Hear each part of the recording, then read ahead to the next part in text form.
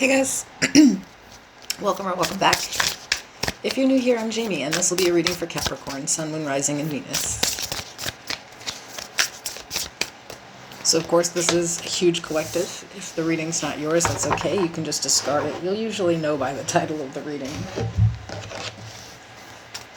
Remember that there is no gender. If I pull a king, queen, emperor, empress, it's not really about the sex or gender of a person, it's about the personality. And I'll describe that, you'll know who we're talking about.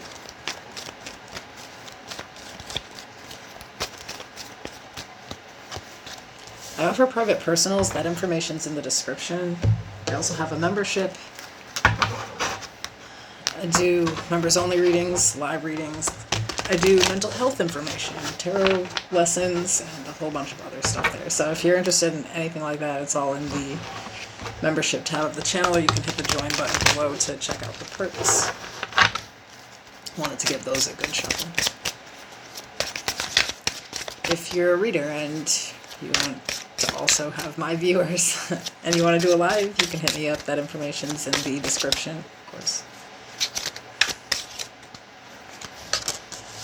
So we're just kind of looking at a situation that you may be dealing with here. And in the end, we'll grab some advice. We'll also kind of see if there's anything you really need to be worried about.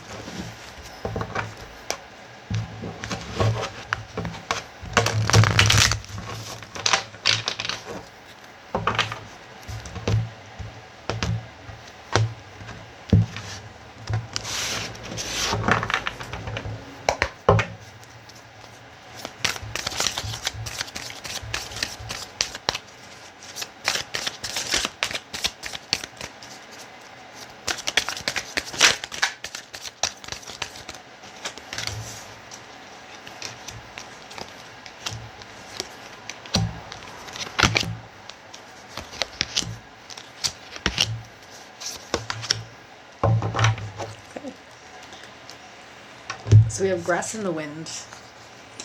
I adapt to life like a blade of grass blown by the wind and held firm by its roots.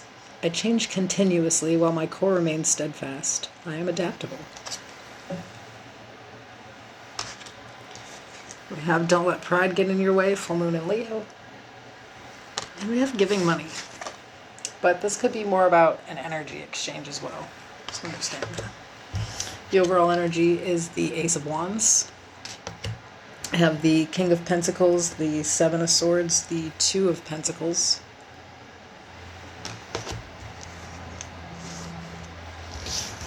The Empress, Libra, Taurus, the Knight of Cups, and the King of Swords. And of course at the bottom of the deck, we have the Devil, Capricorn energy.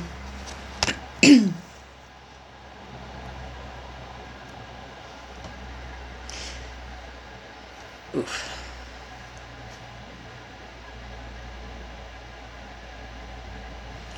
Here's kind of the thing, is like, I think that you're starting a new, for most of you, this is a relationship. It's a relationship. Sorry. If that's not what you're looking for, this ain't your reading. So, I think that there's a person here that is genuinely interested. You could also be interested in them. But I think that there's this person from the past where the struggle was so real and the deception was so intense, you know, that you're almost like afraid, I think, to be with anyone. I think that you know that you easily kind of fall victim to some codependent tendencies, that you kind of like get a little obsessed with a person. And when you put yourself in that state, you tend to, you know, I think, give everything to a person. You have a tendency to just give it all.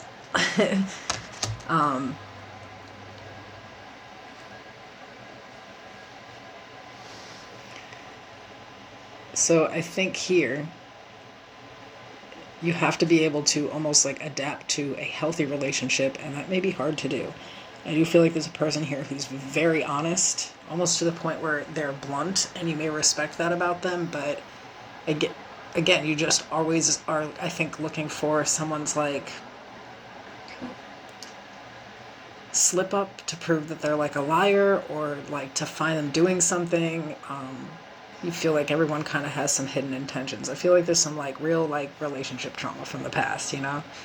But I think that there actually is fear surrounding a new situation. That I think it's clear as day that this person is healthier. You know, the Knight of Cups, the King of Swords. They're genuine, they're sweet. You know, the King of Cups will make you fall in love with him. Or the Knight of Cups, I mean. King of Cups too, but, you know, that's a very emotional card. And I think they're not even a mushy person. This person, like, really shows you their vulnerable side, but they're not actually, like, a vulnerable person. You know, I think they get really deep with you, and that's only for certain people, but I think that you really have some trust issues, but are trying to adapt to it, and I do like that. You know, it's like you're, I think, trying to really not let... You know, when you think, most people, when they think of pride, they think of like some type of arrogance or something. You know, I don't think it's that. You know, usually it's more like, you know, the ego and that like subconscious fear behind it. You know, I think that you're trying your best to not give in to old tendencies or to even have like a negative perception of a person based off of someone that you've been with before. But it's really hard here.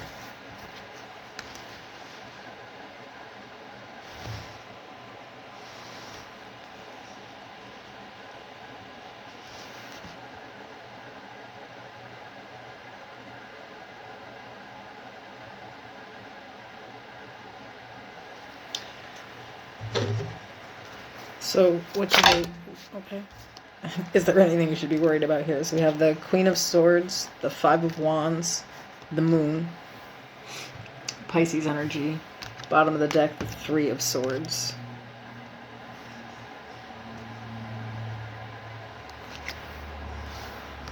The Ten of Cups.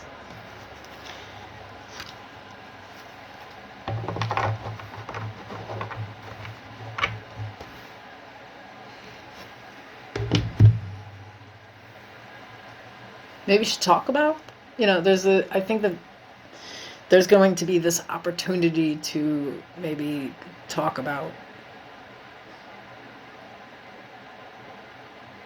some, I don't know, there's this thing here where it's like there's this conversation that has to be had, but I think that you have a fear about like really like speaking on how you feel or kind of like what's going on with you. This is part of that codependency though, you know, like the almost like I want to say something but I'm not going to say something, or like I have questions but I'm not going to ask the question because I'm afraid that if I do that then somebody's going to leave me, and I'm actually pretty happy with this person, so I don't want to push. But I think it's actually pretty human to need some reassurance. You know, I think most people have fears. Some other people don't know how to talk about it either. So if you initiate the conversation, they'll give you the reassurance that, and it also reassures them. You know, but I think that somebody's afraid to talk. Maybe the last situation, it's like you really, whatever you said didn't even fucking matter. You know, like somebody really wasn't respecting like anything in that situation. But I think that you have some really bad like old habits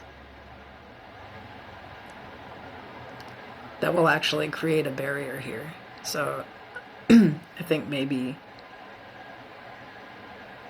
not trying to avoid conflict is probably the best way to not eventually have big conflict. Because that's kind of what if I see this here, it's kind of this. I would see this as avoiding conflict, and that'll actually end up hurting you in the long run. You know, you're not just going to, maybe that's the thing, is like maybe you want to adapt to what you think someone else wants of you, or that's what was expected of you before, to like change who you were to better suit someone else's needs.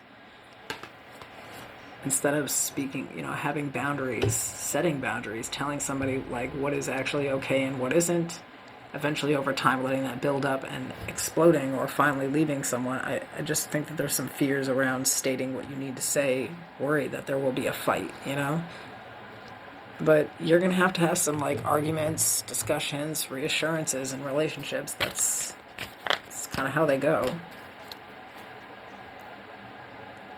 Because I think that if you don't kind of nip it in the bud, later on it's going to become explosive and reactive. Because like I said, there's already some type of trauma bond that can be formed. You've experienced it before. in order to break the cycle, you kind of have to be able to say what you need to say and how you're feeling. Instead of giving all your energy to the what if, could it be, is this happening, I think you should just literally verbally communicate with the person. Because like I said, I think they're healthy. You know, I think they would definitely show up to tell you exactly how they were feeling on the situation. In the advice, we have the Queen of Wands, the Nine of Pentacles, the Knight of Swords, and at the Six of Swords at the bottom, the Wheel of Fortune. Yeah, there's some weird, and the Hermit, Virgo energy, there's the Ace of Swords is just consistently confirming, like,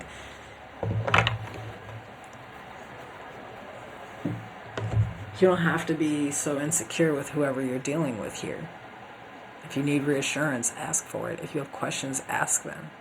Who the fuck wants to be with somebody that they can't just have that conversation with? How would it work in the long term? You know, you're not going to become completely moldable to someone else, you know, but I think really here it's like there's so much time and energy being given to the relationship. What if this person leaves me? What if I said something wrong and they didn't talk to me anymore? Well, what if they're cheating on me? Well, what if they do cheat on me? Well, like, what if they still are in love with someone else? You know, just stupid shit that will go on inside of somebody who's a little bit codependent, right? Or has a weird attachment style, right? Their brain, but like, it's all insecurities. Like, these things could be happening, but you could just clear them the fuck up and not like sit there and doubt them. And sometimes, you know, if somebody won't have that conversation with you, that's clearing a lot up and it's probably time to go.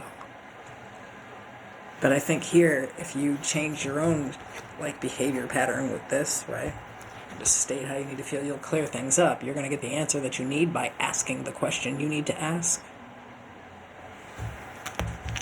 And understanding that even if you don't get a response, no answer is an answer. But to sit around wondering is torture. But to also, I think, do your own thing here with that Nine of Pentacles. Like, don't forget that you're your own person. Like, a romantic relationship should not rule your entire life. You should still be hanging out with friends and family members and doing the things that you love to do.